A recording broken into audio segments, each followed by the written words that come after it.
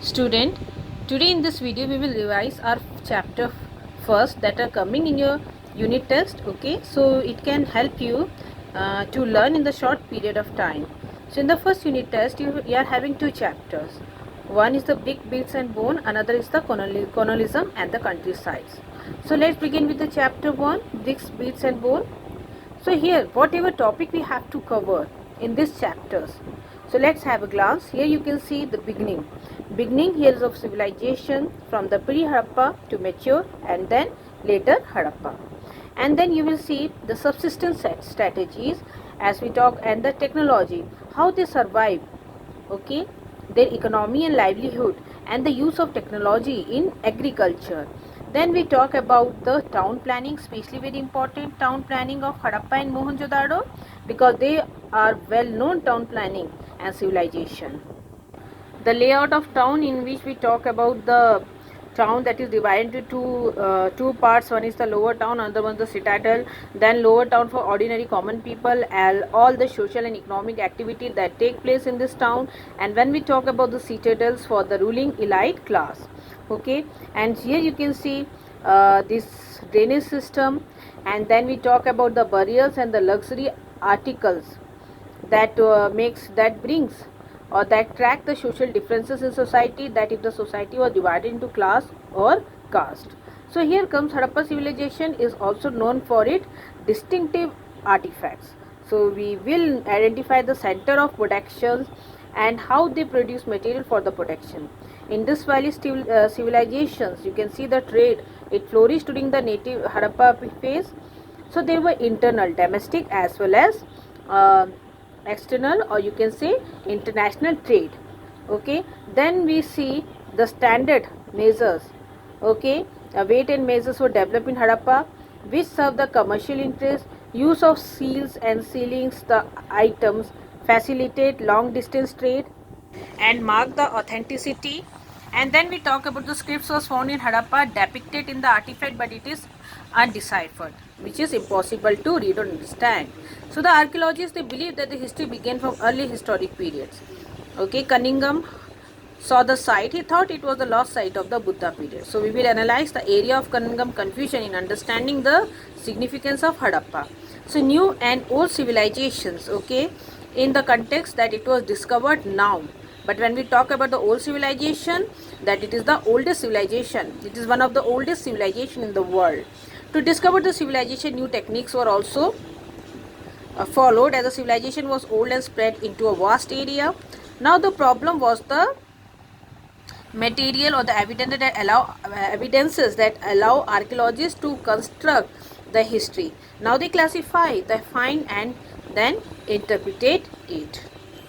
So here come to the sources. Okay, so we saw that there was two sources, one of the archaeological sources, another was the literary sources. As far as the house, pots, ornaments, seals, bone, tools, beads, they are what? They are the archaeological sources. Okay, and when we talk literary sources, as we saw that it is undeciphered, impossible to read.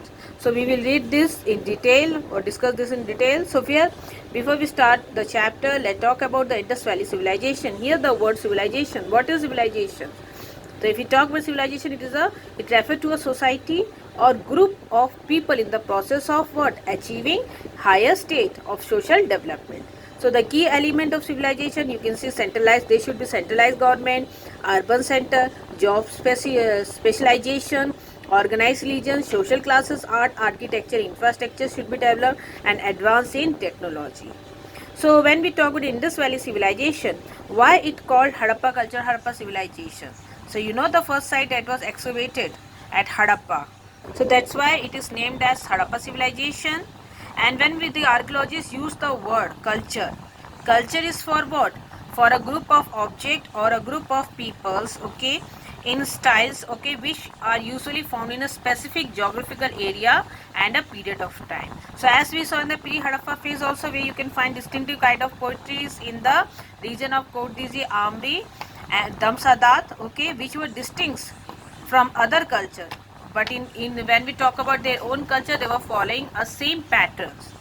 Okay, so here we see that Indus Valley civilization, It is called, why it is called Indus Valley Civilization? Next question here, it is located near the river Indus and its tributaries, so it is named after the river Indus. So here you can see the Harappa were divided into three phases, the early Harappa, the mature and the later Harappa. So there was a culture that prevailed before mature Harappa phase was the pre-Harappa phase. Okay, and when we talk about it is distinct, okay, from the other or from the mature Harappa phases, you can find the distinctive feature here are the pottery. So there are the evidence of agriculture and pastoralists also you can find here. There are small buildings, no large buildings you can see, and some craft work. So here you can find there was a break between early Harappa and the Harappan civilization, evident from large scale burning at some sites, as well as you can see abandonment of certain settlements. So that there was a gap or a break between early and mature Harappa phase. So when we talk the subsistence strategies, so here you can see means for their survival and livelihoods. So what was the economy? You can see agriculturists as well as pastoralists. So here they were agriculturists and pastoralists. The food they eat was a plant and animal, including the fish also. So wheat, barley, lentil, chickpea and sesame, these millets are found, okay, and millet found in Gujarat. Even animal bones, you can see cattle, sheep, goats, buffalo and pigs, okay. This was studied by the archaeologist, indicate that these animals were domesticated. Even the bone of wild species were also found. You can see boar, deers and gharial. Maybe it whether they hunted for themselves or obtained from the other hunting communities. And as far as the agriculture technology is concerned, you can see the grain we found is that shows that agriculture was in practice. So here you can find how they cultivated the land. Either they broadcast the seed, means scattered the seed on the plough land. There was in evidence of plough land in Kalibanga, where you can find two furrow at right angle, okay, maybe two different crop that are grown at the same time. So here you can find, now come what tools were used for harvesting. So you can see stone blades, okay, set in the wooden handle, or the metal tool were used. Even you can find the evidences of canal and for irrigation as Shatughai in Afghanistan and the reservoir in Dhola Vera. So whenever we talk about the subsistence strategies, we are talking about the livelihood, their economy, and the economy was based on agriculture as well as pastoralist, and the evidences that found there indicate that what types of animal they domesticated as well as what types of crops they grown and feed themselves. So one of the unique features of the Harappa civilization was the development of large urban centers such as Mohenjo-daro and Harappa. So you can see Harappa was the first site that was excavated, but Mohenjo-daro was well known because it was the largest large Harappan civilizations. So the settlement here divided into two sections. One was the lower town, another one is the citadel. When we talk about the citadel, it was in higher mount, and this town, the lower town on the eastern side of the settlement at lower mounts, okay, or low elevations. So at Mohenjo-daro, you can see what were noticeable were the extensive platform. That platform here was what? The platform here was more than 6 meter high, on which you can find various buildings were constructed. So here you can find the sun-dried bricks composed similar platform to protect the city from floods. So they raised the platform, or whatever the structure they built on the platform, so that it could protect them from floods. Okay, the even citadel was walled, which you can see fortified, as well as you can see the lower town was also fortified. So both were fortified separately. So here you can find other structures. Here are the grain house, the warehouse, the stupa, the great bath, the college assembly hall, the massive structure found in this citadel. Okay, so now we talk about the laying out of drain. So one of the most distinctive features of Harappa was the carefully planned drainage system. Okay, here you can see, if you look at the plan of the lower town, it was what? Which type of planning was the grid pattern system? It means that the road and cities were laid out along an approximate grid pattern. So this Here you can see this type of patterns. Okay, we call it grid pattern, that are intersecting each other at right angles. Okay, so here these were excellent arrangement for, there was an excellent arrangement for what? Sanitation. So there was a provisions of wastewater from the house that flowed into the street drain in a pit or manholes, and then into this whatever solid waste were collected over there, and it was cleaned regularly, it was cleaned. So that was the way of the, that was the structure, or that was the layout of the drainage system. So here we saw the grid pattern. Okay, and then we talk about the drainage system, and now we see the domestic architecture of the resident. Okay, the lower town at Mohenjo-daro is provide example residential building. If we talk the courtyard at the center, okay, this courtyard, it was at the center of the house, and then you can see at the center which room on all sides. So there was no window on wall. At ground level, concerns with the privacy, every house had its bathroom paved with bricks and drain connected through the wall to the street drains. So here you can find some of the house have remain of staircase to reach a second story of the roof, and many of the houses had wells, okay, in a room that could be reaches from the outside and perhaps used by the passers by. So the scholar had estimated that around 700 numbers of wells were found in Mohenjo-daro. So now we talk about the citadel. We found massive structures, okay, great bath, the warehouse, the assembly. Okay, so when we talk about the great bath, you can see a rectangular pool tank in a courtyard surrounded by a corridor on all four sides. You can see there was a stair or steps on the north and the south leading to the tank, and south leading, you can see there was a coat of gypsum, okay, to keep water seeping through the through the wall. So you can see the bath was surrounded by a set of room, each bathroom connected to a drain, and water from the tank flow into huge drains. So here you can find the great hall is a building, and we talk about the granary, the another structure was the great wall. This opposite to the great bath was the granary or warehouse. Okay, so if we talk about this great hall, is a large building and is believed to may have been a granary. It built in the raised platform, and the another building was the assembly hall to the east of the great bath. You can see elevated stupa also, okay, which is correlate with the Buddha time period. So now come to the tracking social differences. So here you can see archaeologists, they traces, okay, use certain strategies to trace whether there was a social or economic difference in Harappa society. And the way they are tracing what the method was the burial and looking for luxuries. So burials were the dead were generally laid in a pit. Sometimes there was differences in the way of laying the dead body. In some burials they buried as it is. They dig a pit and buried it. And whereas other are lived with bricks, are buried. Other what they did, they first dig the pit and they covered it with bricks, okay, that laid down bricks in the cemetery. So in this, if we talk about show any social differences, so if we talk about the precious material, really the buried precious material, as we saw in Mesopotamia, that ruling elite class was buried along with the luxurious articles.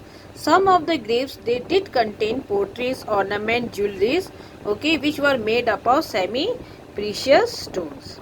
And then we talk about another method was to identify the social differences is the luxury items. So archaeologists broadly classified as utilitarian and luxury. So utilitarian, when we talk about, are what? Utilitarians are the daily use object which are easily available. Whereas luxury items, they are what?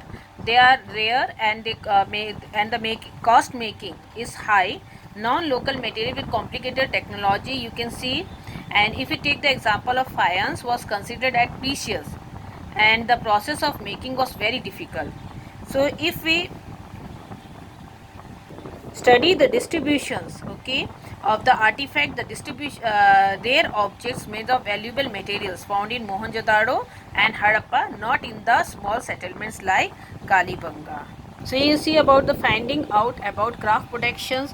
The Indus River Valley civilization is considered as Bronze Age society. Okay, inhabitant of the ancient Indus, you can see river. It developed new technique in metallurgy. Okay, the science of working with copper, bronze, lead, and tea. So Harappa also performed intricate handicrafts using product made up of semi-precious gemstone, carnelian. So here crop production center of Harappa was what? Harappa, Mohenjo-daro, Chanudaro, Dholavira, Nageshwar and Balakot.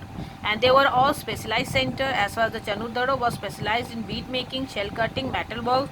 Balakot and Nageshwar, they were expertise in making shell objects. And Harappa, potter's wheels, artistic pots. So here you can see bead making was a favorite occupation of the Harappa peoples. Okay, and they can see carnelian, jasper, crystal, quartz and statite. Different technique were used to make beads. First they were giving the shape to the beads, color was given to the beads, nodules were chipped into flakes, and then you can see they finally grinding and polishing and drilling. So this indicate lots of raw material was required, some of which were locally available, other were procured from outside. So here you can see lapis lazuli from Afghanistan, carnelian from Bharuch, statite from Rajasthan and North Gujarat, copper from Rajasthan. Okay, so here you can see contact with the distant land. You can recent archaeology they find suggests that copper was also probably brought from Oman. On the southeastern tip of the Arabian Peninsula, so Mesopotamian texts that refer product from Mehlua, that is Indus, carry carnelians, lapis lazuli, copper, gold and varieties of wood. So there is a myth from Mehlua text in Mesopotamia. You can see inscriptions that may your bird be the Haza birds. Okay, it refers and then they talk about what the people of Mehlua as a land of seafarers. So these evidences, it shows that they were having a trade relation with Mesopotamia, and you can find the trade relation with Central Asia to Middle East. So when we talk about the seals, scripts and weights, Harappa were known for seal carving, the cutting of a pattern into the bottom face of a seal. So this small curved object that is embellished it with decorative patterns. Okay, that was used for stamping. So the used of, if you talk the seal, they used for identification of property and to stamp clay on trade goods. Decorated with animal figures such as the elephants, tigers, water buffalo, and used as ornament and you can see amulet. Like the people of ancient Mesopotamia, the Harappa invented the art of writing. It is indigenous, rather compare it with Mesopotamia. So the script had 375 to 400 characters and which are pictography natures. The writings was from right to left and left to right. Okay, right to left and left to right. That we call Brostophendum. So here you can see the writing was found on seal, the copper tools, the jar, the terracotta tablets. And when we talk about the weights, you can see exchange was regulated by precise systems of weight made up of stone called chert and it is cubical in shape. So they used decimal or binary methods for weighting, okay, for the measurement, and the smallest weight in the series is 0.8 grams and the common weight is approximately 13 and which is in the 16th ratio. So that was the method of measuring the goods. Now we talk about the ancient authority. So archaeologist records provide no immediate answer regarding to a center of authority. Ancient, okay. So here you can see a depicting of people in power in Harappa society. So large building found in Mohenjo-daro that labeled as palace, but no evidence found whether the king lived in the palace. A stone statue labeled and continue to be known as his priest king. And you can find the ritual practices of Harappa was not well understood. So over time you can see three major theory developed. concerning Harappa governor or system of rule. So one is the single states having hold on all communities, and the second theory was that there was no single rulers but a number of them representing each of the urban center, including Harappa and Mohenjo-daro. And then here it comes the third theory, said that the Indus Valley civilization had no ruler as we understand them, with everyone enjoying the equal status. Okay, here you can see everyone enjoying a equal status. Now come to the end of the civilizations. You can see around 1800 BC there was declination of civilization. Various factors show the declination. Okay, what were the factors that are showing the declination? Here, if we talk of the planning, and you can see planning and constructions or become inferior, disappearance of distinctive artifacts, seal, beads, writing, weight. So long trade, it also disappeared, and then it is a house construction deteriorated, and large public structure that was found was missing. Okay, were not found. Even the artifacts and settlements indicates a rural way of life. Okay, what we called it Harappa, later Harappa or successor cultures. So scholars, they have put forth many theories to explain the disappearance of the Harappa, including the Aryan invasion. Okay, Indo-European tribes called the Aryans suddenly defeat IVC and conquered its region. Then climate change. Some experts believe that drying of the Saraswati river, which began around 1900 BC, was the main cause of the climate change. And then we saw another, you can see, disaster change in the Harappa climate might have been the eastward moving monsoon or the wind that brings heavy rain. Eastward water supply could have dried up, and you can see any major environmental changes such as deforestation, flood, drought due to the river changing course could have had the disastrous effect on Harappa society, and which resulted in crop failure. Then you can face starvation and disease. The Harappa, even Harappan may migrated toward the Ganga basin in the east, where they established villages and isolated farms. Discovering the Harappan civilization. Here you can see how archaeologists use evidence from material remains, piece them together and form a fascinating history. So how archaeologists discovered this civilization that we have discussed here. First we talk about the Cunningham Confucians. So Cunningham was the first Director General of the Archaeological Department, and he excavated in the mid 19th century.